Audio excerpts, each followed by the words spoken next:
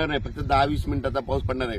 पण 6 जूनच्या अगोदर तुम्ही काय करा, शेत तयार करून घ्या, कारण की शेतामध्ये तण झालेलं आहे आणि तण झाल्यामुळे जर तुम्ही शेत नाही तयार केलं तर 7-8 जूनला पाऊस पडेल, पुन्हा तुम्हाला वापसा भेटणार नाही।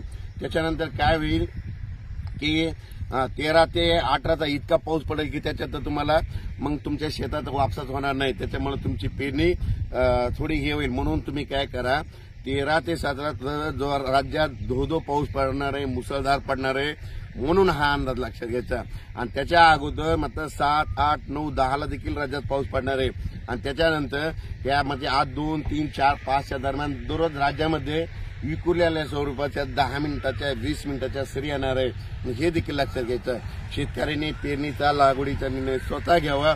आणि पाहू शकता मी माझ्या शेतामध्ये काय केलं, इतकं म्हणजे पहिल्यांदा तण उगवलं होतं, सुरुवातीला रोटावेटर झालं, पाळी हाणून घेतली आणि आता म्हणजे 2-3 दिवसांना लगेच पेरणीचा निर्णय आम्ही देखील घेणार आहेत।